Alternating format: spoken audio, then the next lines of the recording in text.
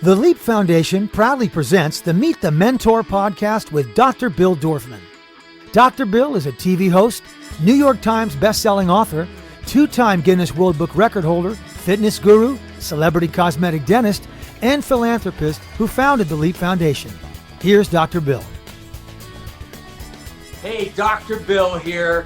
We are about to do an epic Meet the Mentor. Now, I always say a great one. This one will be epic. This is a very, very special guest. I'll tell you about him in just a second. We met years and years ago through his work and have stayed friends for many, many years. And I'm super excited to do this. The reason we do these Meet the Mentors is that LEAP has been going on now for 13 years. And every year at UCLA, we get 450 of the most amazing students where we teach them skills to be successful in life. The pinnacle of LEAP every year is the Mentor Workshop. What happens in the Mentor Workshop? We bring in 100 different professionals from all walks of life, doctors, lawyers, firefighters, actors, actresses.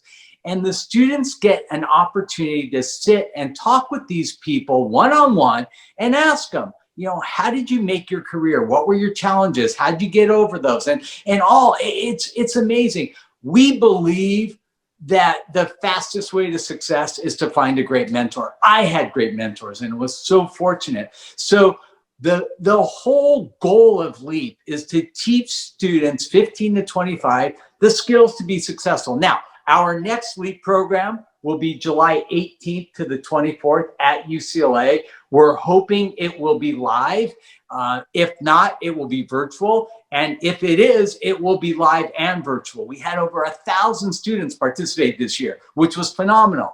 The thing I love most about LEAP is the fact that we get so much community support. I mean, people that have come and spoken for free at this program: Mark Wahlberg, Anthony Hopkins, Paula Abdul, Michael Strahan, Jason Alexander, Jonathan Bennett, Usher. I mean, you name it. And these people come and donate their time because, like me, they believe that our future is with our youth. And so it is with great honor and pleasure that I get to introduce you to a living icon. Let me tell you a little bit about Harvey. Harvey Levin has received 9 Emmy Awards and numerous other local and national awards for news and investigative reporting at the NBC and CBS affiliates in Los Angeles. Prior to TMZ, he created and served as executive producer for the syndicated series Celebrity Justice. And prior to that, he served as the executive producer and consultant for the TV show The People's Court. And he continues to host the interactive segments on the show once in a while. Levin also served as the executive consultant on the syndicated program Moral Court and the managing editor of the syndicated program Superior Court. He spent a decade as an investigative reporter for KCBS TV in Los Angeles and covered numerous high-profile court cases for a number of the top CBS stations across the country, including affiliates in New York and Chicago. It is with great pleasure that I introduce you to somebody I know is no stranger to all of you, Harvey Levin. Hey, Harvey. Hey, Dr. Bill. Let me tell you, they should not listen to a thing I said, because until about 30 seconds ago, I thought that was a real aquarium behind you. Well, it was going to be, but I am on the 30th floor of a condo complex, and the weight of the water would be too much. But I have giant fish. Oh, it's great. It's really cool. So Harvey, this all started as a fluke. I mean, you actually graduated high school, graduated college, and went to law school. How did you end up in law school? How did I end up in law school? I wanted to go into politics, and that was always my goal. I am a political animal. I love politics. I've loved politics since I was 11 years old. I couldn't watch enough news. I loved watching politics and wanted to be in it. And so I figured the way to do that was to become a lawyer. I mean, I didn't really think too much about it. It just, most of the people in politics seem to be lawyers. So I figured, well, they must know something about that. And I figured it's probably good to know the law if you're going to make laws. So go to law school. So that was kind of the 1.0 version of why I chose to do that. It changed over time, but that was the reason in high school why I set my sights on law school. And what happened when you decided to practice law? Well, there's a story before that I will tell you, and I think it does speak to what we're talking about here, which is, how do you chart your own course and how do you become successful? And, what are the tricks of the trade in doing that? So for me, maybe the most important single event in my lifetime was I graduated from college at UC Santa Barbara. And like I told you, I love politics. Well, I love political science. And I was a political science major. I had no idea how much I would enjoy it. So I changed my plan. And I thought, I'm going to become a political science professor. And so I found out the University of Wisconsin offered one of the best programs in the country. So I got accepted. I went to Wisconsin. And it started very early, Dr. Bill. I think it was July that it started. Within a month, I realized it wasn't for me. I wasn't going to spend 5 years getting a doctorate. And I thought, I'm going to go back to my original plan, go to law school. So I sent applications out and I got a letter back from the University of Chicago. And it was from the dean. And he said, look, since you're reasonably close, since you're in Madison and we're in Wisconsin and in Chicago, if you're ever in the area, come by for an interview. And so I put the letter away and forgot about it. And I figured I'll just stay at Wisconsin for the year and get a master's degree. Well, about a month later, I thought, what the hell am I going to do with a master's degree in political science? So I thought, I'm just going to go back to California. And I got a job at the Department of Consumer Affairs in Sacramento, packed all my bags. And I remember the date, it was October 12th. And I got in an airplane that was delayed. And I landed in Chicago. The delay, by the way, is important. It was delayed for 3 hours. So I landed in Chicago and I thought, I'm going to go to the law school. And I had already called the dean and said, I may be able to come. Well, I jumped in a cab and I went out and we sat down for 2 or 3 minutes and talked about nothing. I mean, the weather, we talked about nothing. And he looks at me and he says, so how'd you like to go to law school? And I said, well, of course I want to go to law school. I just spent $20 on a cab ride one way. And he said, you don't understand. He said, somebody just dropped out of the first year class 2 hours ago. Do you want a spot? Oh my gosh. And I looked at him and I said, I don't have any money. I've never been in Chicago before in my life. I have all my belongings on an airplane ready to go to California. I have a job there. I rented an apartment there. I have no place to live here. You're in the quarter system and you're 2 weeks in, so I would be hopelessly behind and would probably flunk out. So yeah, I want to go to law school, but no. And he looked at me and he said something that changed my life. And he said, you can apply, for next fall if you want, and maybe you'll get accepted, but maybe you won't.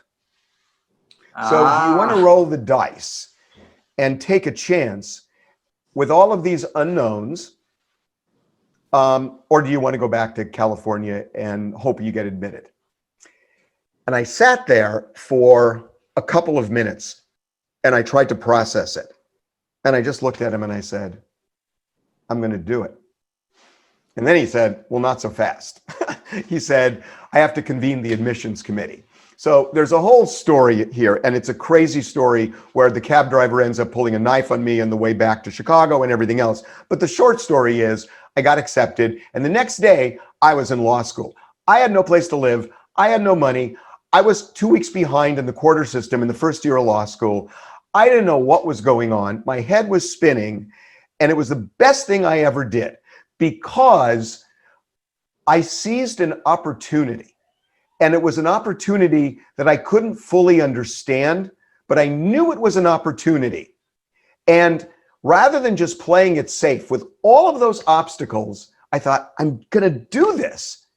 And being at that school has immeasurably changed my life. I mean, aside from the fact that I got an education, I got an amazing education, and I met a professor of mine, this woman who became my mentor, who then took over the deanship at the University of Miami. And she invited me to come down for a year and teach law school when I graduated. And I did. And then I fell in love with teaching. So I went back to LA. I practiced law for a couple of years, really didn't like it. And then I went back into teaching again because it was my passion at the time. And I wasn't sure where my life was going, but I was trying to just follow my passion and do things. I think that's amazing. And I'll tell you something, Harvey. We teach a lot at LEAP, but there's two things. There's two things that if a kid comes to LEAP and just walks away with these two things, I feel like I did my job. Number one, don't wait for opportunities in life, make them, you know? And number two, when you do get an opportunity, don't take it, master it. And there's a big difference. Listen, there's a huge difference. When ABC no, but gave Dr. Bill, you know why some people don't seize the opportunity and master it? You know what? One word: fear. Exactly. But let me tell you something. When ABC gave me the opportunity to be on Extreme Makeover, I stunk. I mean, dentistry, great. TV, no. I watched the first few episodes and I thought they should fire me. I'm that bad. Wow, that's so funny. But instead of stinking for a whole season, you know what I did, Harvey? I know what you took did. Acting classes, hosting classes, teleprompting. I hired, Rami Warren, who works with the kids on American Idol. Yep. I hired Rami and had her teach me how to be on TV, how to read a teleprompter. I mean, Okay. It's what you got to do. We have been through the exact same experience, because I got to tell you. So I told you I left off where I said I started teaching law school again. What that did was it gave me an opportunity to do other things, because I wasn't practicing law 80 hours a day, 80 hours a week. And so I ended up, ironically, getting involved in a political campaign with a property tax measure in California, where I was debating this folk hero named Howard Jarvis. And I was debating him all over the country, and a TV station noticed, and they offered me a job to do consumer reporting on television, on the news.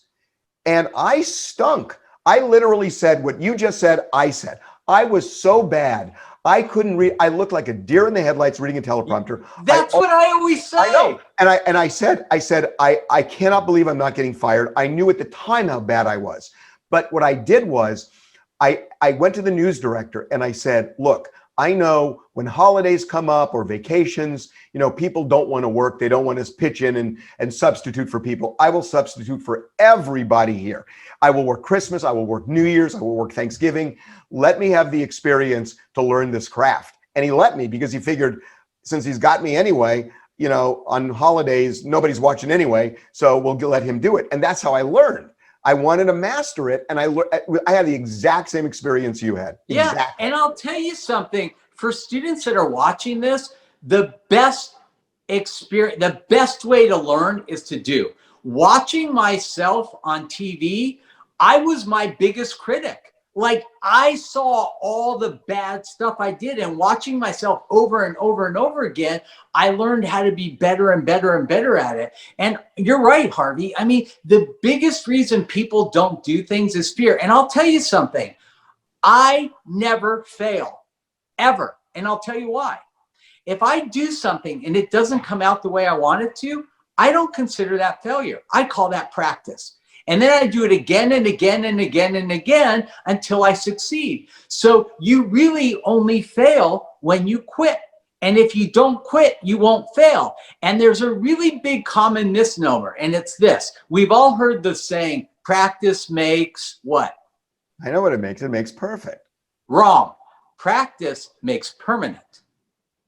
Yeah. If you keep practicing the wrong way, you'll never get better. And that's why having a mentor, having somebody that can show you the right way is so critical. So Well, since it's your podcast, am I allowed to completely disagree with you on something? yeah, go for it. Okay. So you say you've never failed and you don't view it as failure. You view it as basically practiced for success. I view my failures as failures. And I say it out loud if I did something. I did a show once called Famous in 12. And it was about, I was trying to see if I could make an unknown family famous in 12 weeks, like the Kardashians. And I loved the idea, did not execute it well. And they canceled it after 5 episodes. So we called it Famous in 5. It was a failure. And I told everybody what a failure it is. And I joke to this day what a failure it was. But I say it for a reason, because it takes away the fear. If I know that I have to fail sometimes to learn so I can succeed the next time, and I can accept and admit that it was a failure, but it's a building block, but still a failure, then I'm not afraid to fail again. And you can't succeed if you're afraid to fail. So I think you embrace failure and say, when I fail, I will tell the world. At the mountaintop, I'll tell the world. Because once I'm comfortable enough to know that failure doesn't ruin you and that failure teaches you lessons if you're smart, then I take the fear away. And by taking the fear away, it allows me a better opportunity to succeed. I think that perspective is amazing. And if it works for you, I think it's amazing. And I think that at the end of the day, I think we're saying the same thing. It's a building blocks for success. Yeah. Yeah. And how you title it, it's your prerogative. So you've had all this experience. You go to law school, you put together a few shows. Tell me how TMZ started. And by the way, most of the kids that are listening have no idea what TMZ stands for. Maybe you can tell them, start with that. Well, TMZ stands for 30 Mile Zone. And that's the way they used to kind of define Hollywood, that if you did a movie within a 30-mile radius of the Writers Guild in Los Angeles, then they didn't have to pay for your hotel or give you a per diem for meals. If you did it outside the 30-mile zone, then they had to pay you. So they called it the 30-mile zone, and it was an old-fashioned way of describing Hollywood in the 20s, and it went away.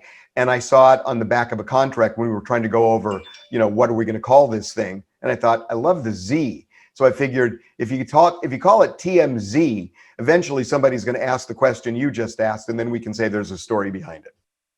Oh, that's awesome. So tell me how it started.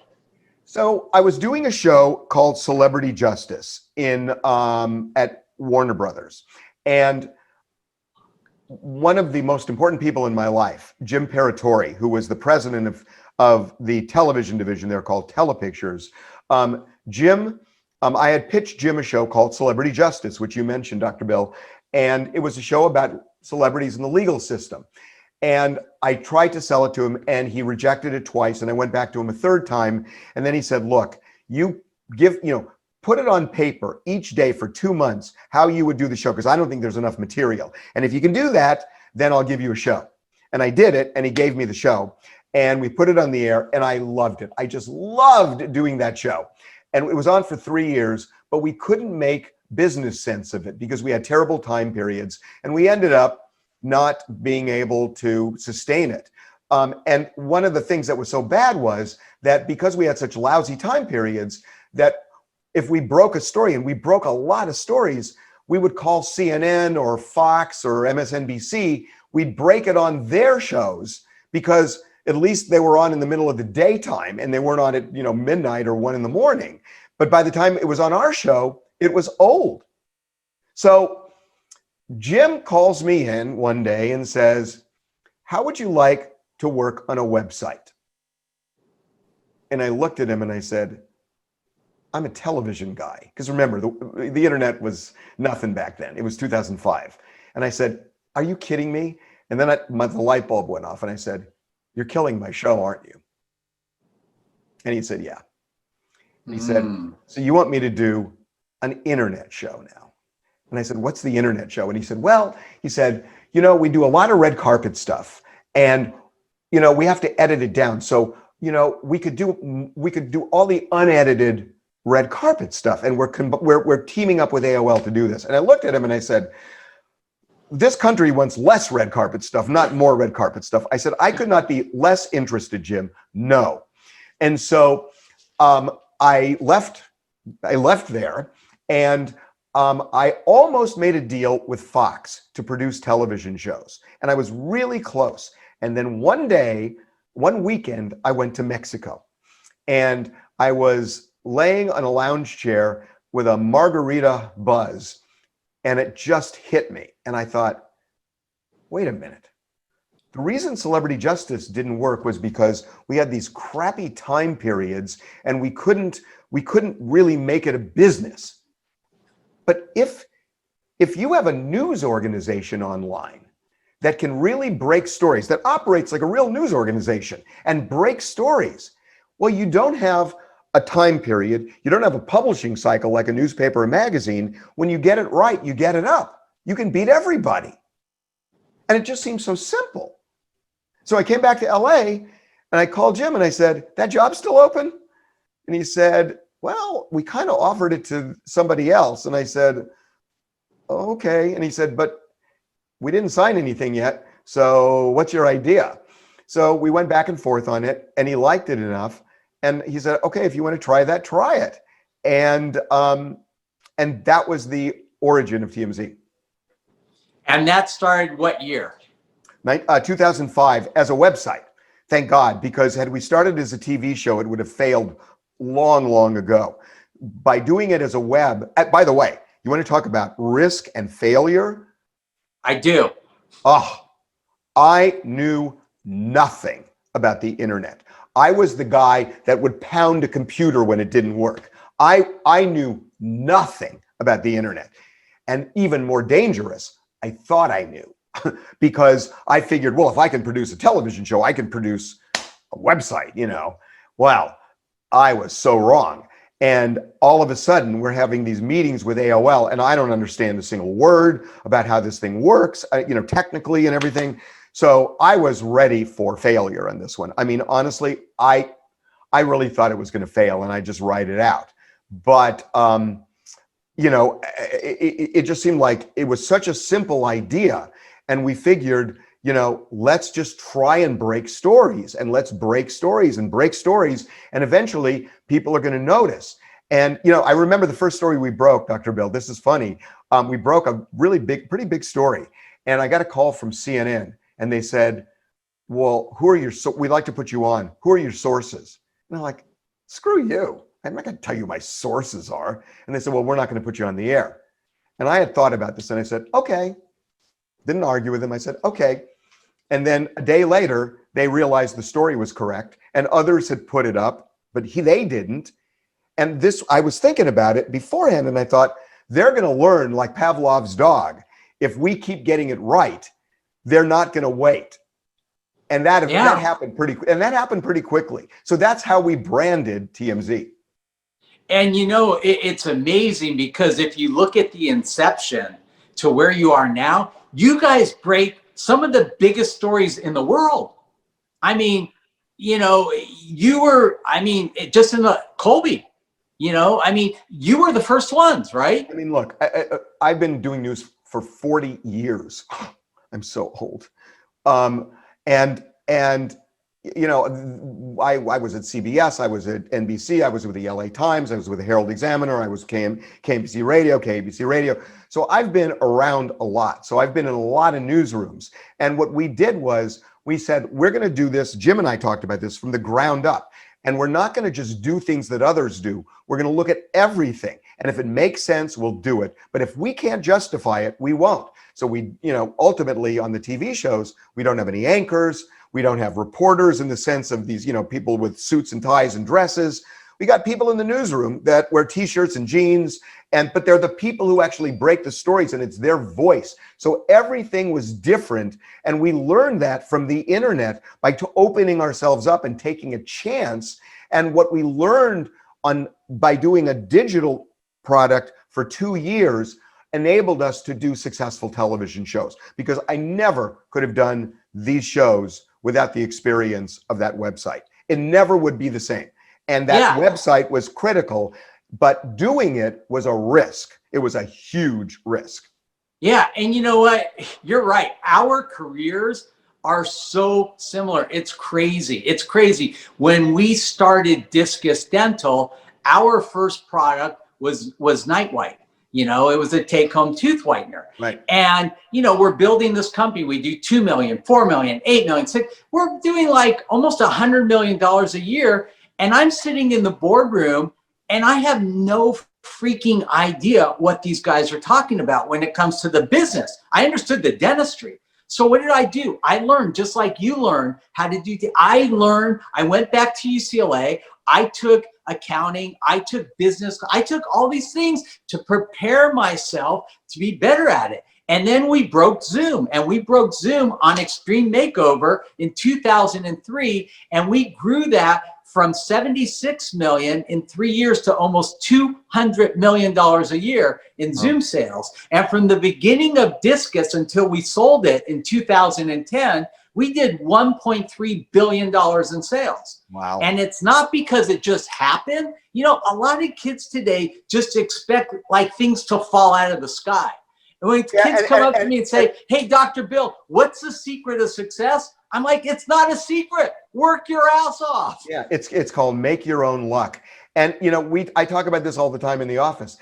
Look, I came from a generation where, you know, my parents certainly, I mean, they didn't coddle me. I mean, they worked so hard. They worked from, you know, they owned a liquor store, you know, 7 in the morning till 2 in the morning the next day.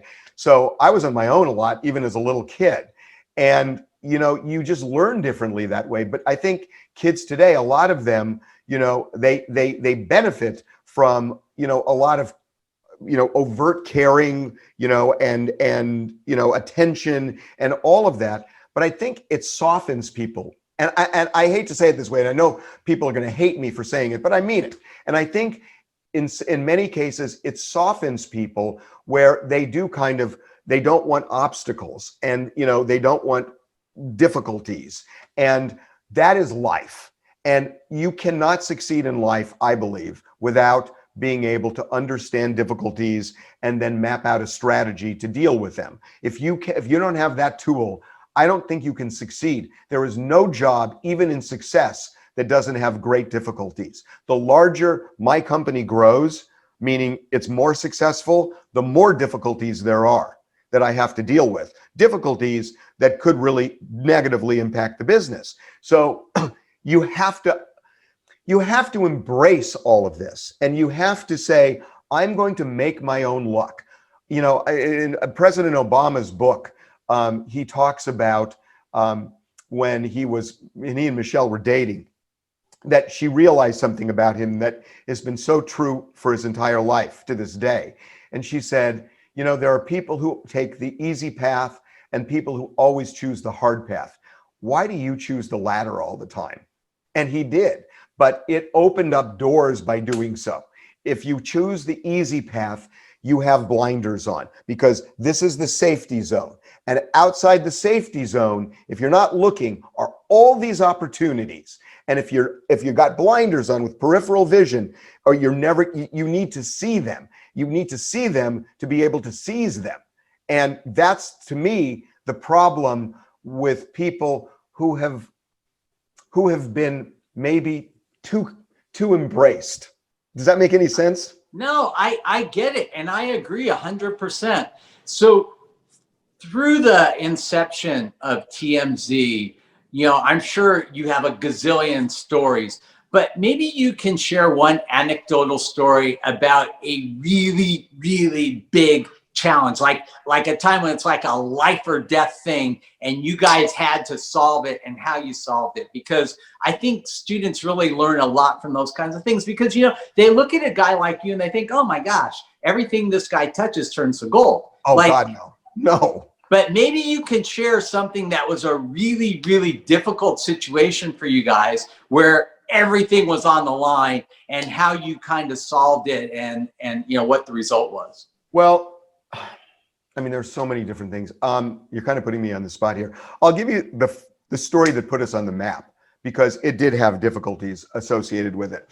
And then I'm going to tell you two stories. But the first is Mel Gibson, that in 2006, we were about 8 months old.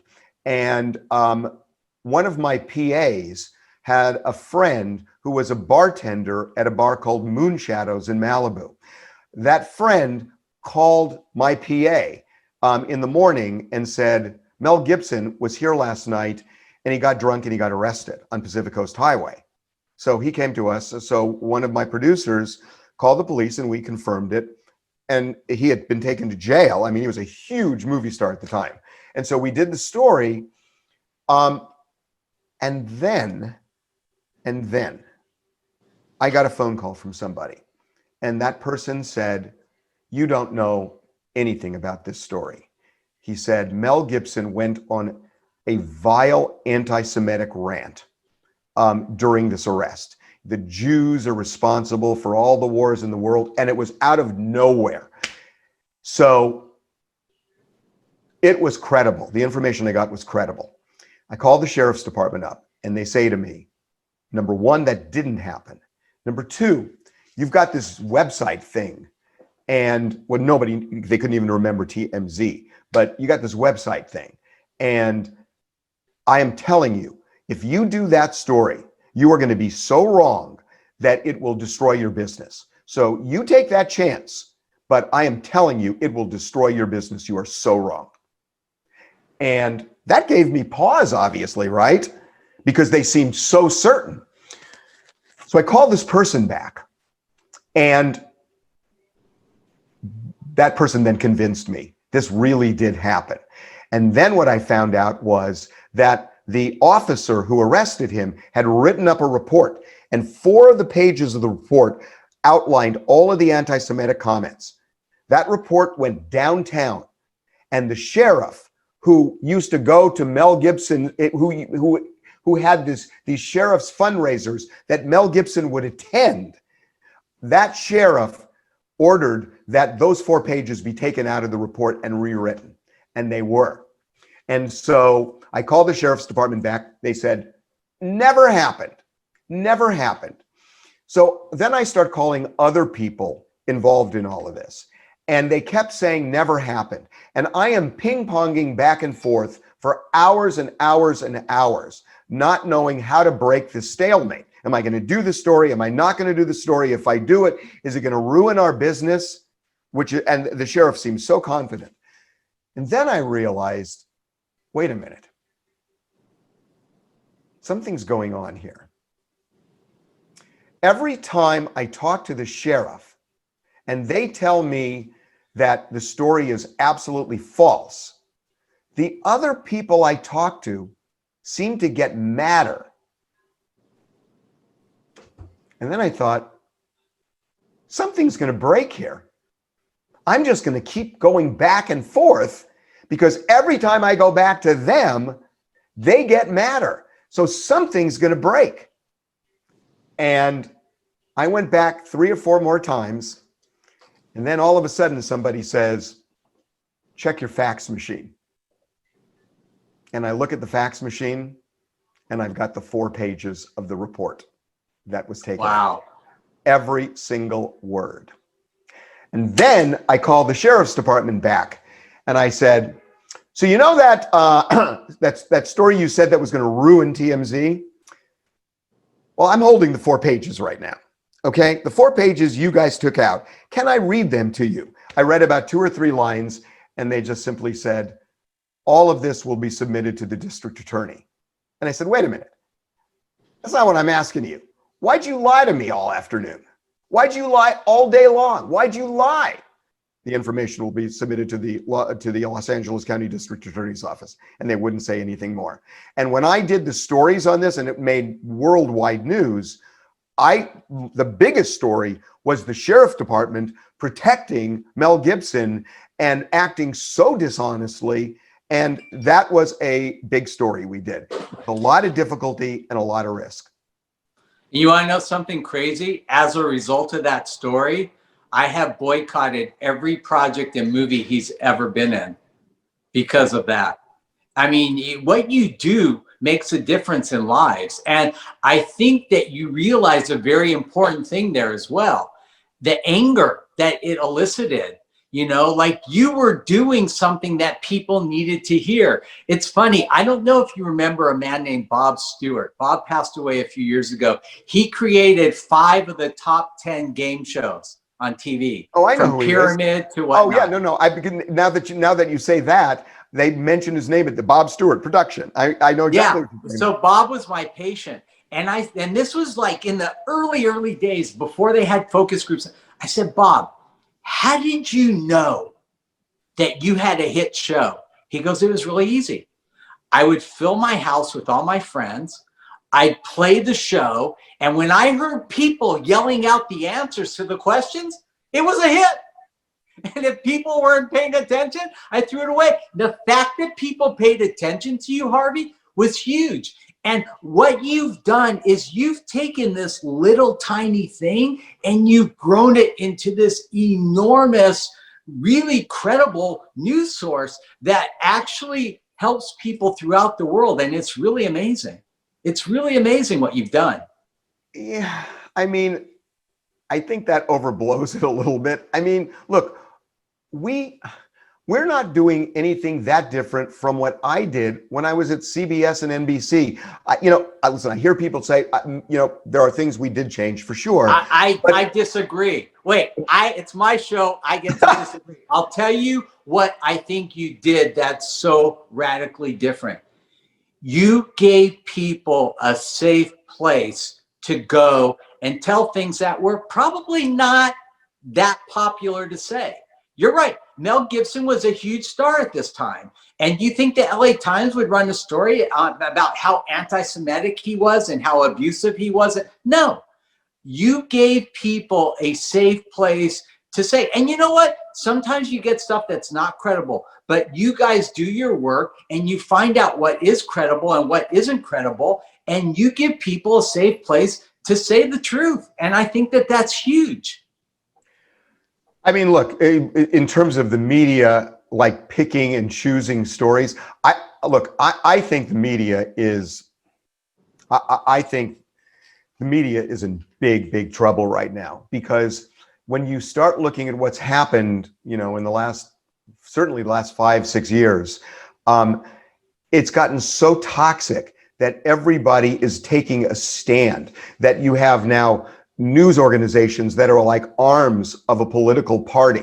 I mean, all they do is promote one party and slam the other. That's all they do.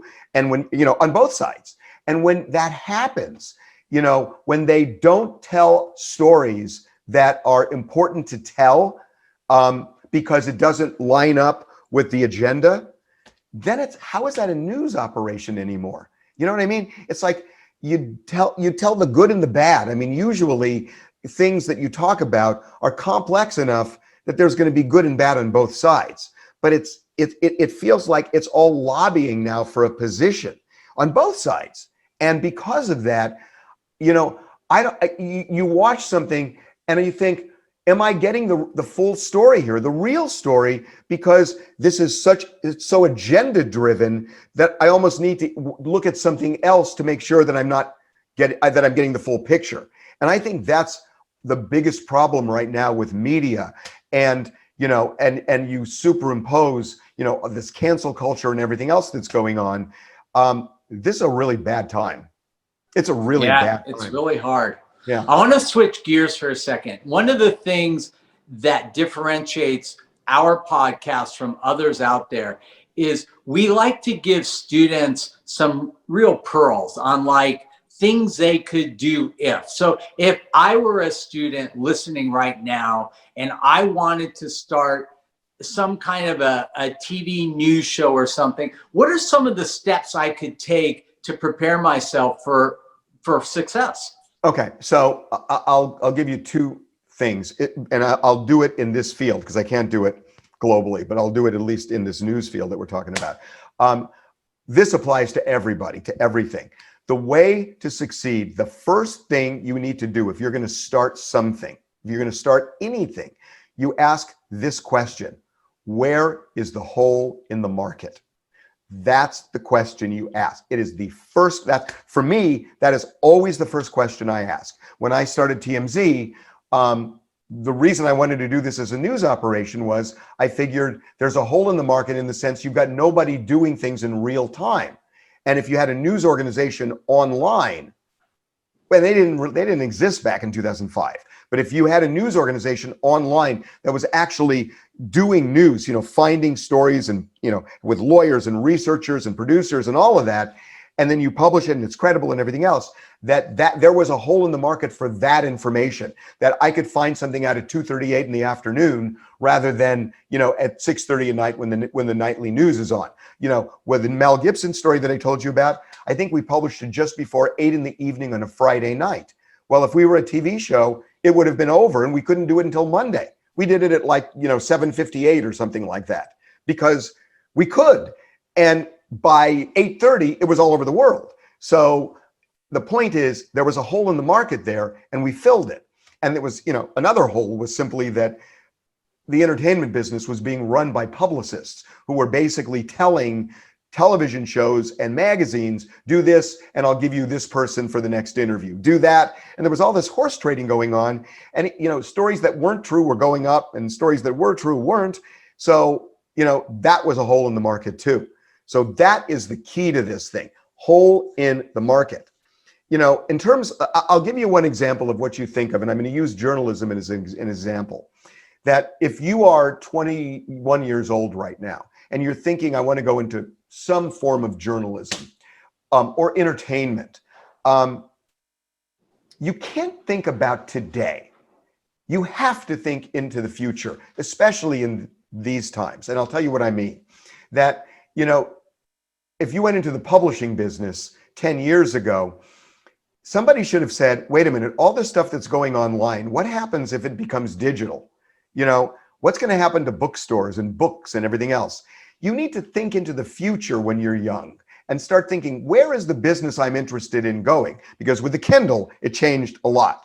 In my business, what's interesting about my business and my great fortune was to be able to start online and do a digital product and then a television project. Because what I was able to do was learn about what a digital platform is and then apply some of the assets to television, but understanding both. So when you go online and when you look at a television, you are only going there for two things, entertainment and information. That's it. Entertainment and information. Those are the only two things, and it's what you go to both for, okay? So if you're thinking, okay, I want to be a television reporter because it looks cool and everything else, and you look at all the people on TV. So you could say that today, but here's what I'm thinking. And what I'm trying to do is get your heads into the future. If I'm right that television and digital serve the same function, there are televisions now that are integrated where you can use the television for television or the internet, right, Dr. Bill? Right. Okay. So if you can use them for both, and I'm going to go to the internet for this and television for that, why do I have two things on that set? If both of these things are for entertainment and information, why do I have to go to this for this and that for that? Why isn't it just one? And why am I not just using the best assets that I got in television and digital and using those assets to produce really cool pieces of entertainment and information? And so, wait a minute.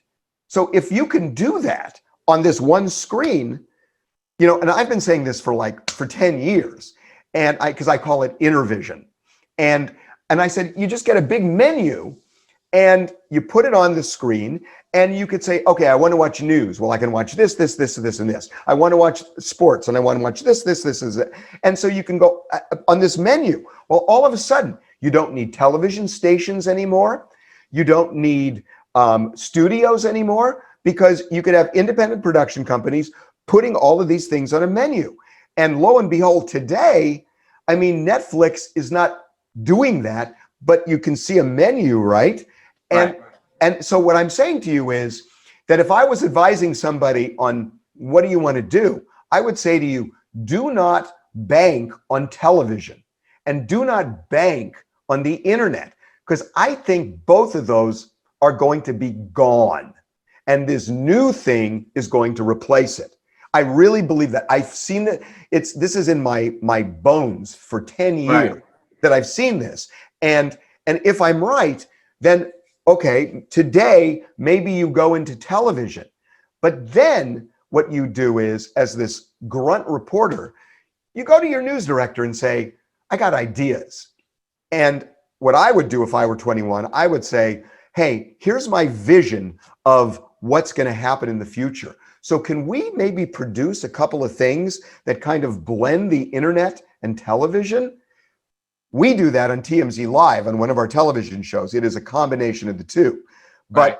if you are a young person and want to get into that field, think about the points you score going to your news director, because that is what you call a hole in the market.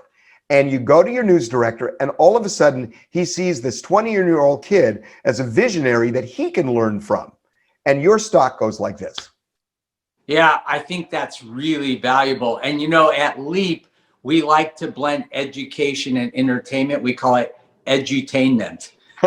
and it works. Yep. And you know, I think that that's really, really critical. I think to be successful in business, you have to have the foresight for what's going to happen in the future. And you know, and being the first to market is always a huge, huge, huge advantage. Huge.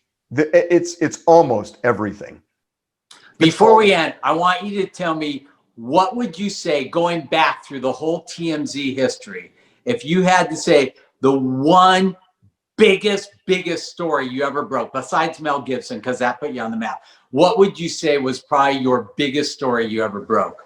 The one that you really will like take it to the end. The one that had the most impact on us, I think, was Michael Jackson's death. Because it's really interesting that in the early days of TMZ, for the first 4 or 5 years, everybody was doing stories on us because they thought, oh, this sweet, cute little website, you know, broke this big Mel Gibson story, and you know, this could be the future and everything else. So they're, you know, the Washington Post and, you know, the Today Show and Nightline, they were all doing stories on us, and really great stories.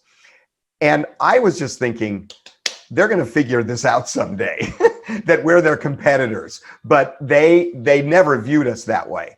And, you know, and what we did was we used to go on on their shows all the time, on the television shows, and we used to give them stories. We'd give them video for free, and they thought, oh my God, they're giving us everything for free. Well, what they didn't realize is they were helping brand us. And so Right. I was just thinking, how long is this going to last until they realize suddenly, oh, these guys are actually our competitors? And so the Michael Jackson story was that day. And we broke that story. And the LA Times actually, shortly thereafter, came out and contradicted the story and said he was in a coma, he had not died. And then everybody had to choose, you know, who do you pick if you have to go with one? And most people picked the LA Times, and they were wrong. And all of a sudden, TMZ became a competitor and a threat, because all of a sudden it's like we're in their playground, and what's going on here? And everything changed that day. Our relationship with a lot of the others changed, you know, and it was a really interesting defining moment, but it happened literally that day. It literally happened that day that you saw that turn. Wow. So I would say of all the stories, it was the most consequential. Amazing. So my last question, what's next for Harvey? Jet skiing. I love jet skiing. Jet skiing. I don't know. I mean, honestly, I haven't made, I would like to start taking it easier, because 7 days a week for 15 years gets tiring. So I don't know. I don't know. I mean, we'll see. One of the great things about life, and I think you learn this as time goes on, is that you don't necessarily always have to have a plan. That sometimes if you don't have something that you feel passionate about or love, it's better not to force it and just do something for the sake of doing it.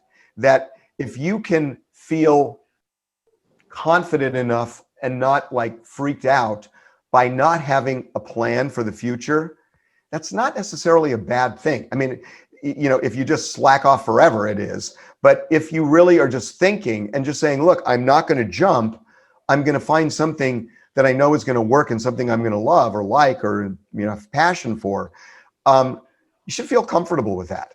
And I think one of the problems that people have is everybody, you got to have a plan. What are you going to do when you grow up? What do you want to do? It's like at a point, you don't need to decide that. And first of all, anybody watching this who's in school right now, you have no idea.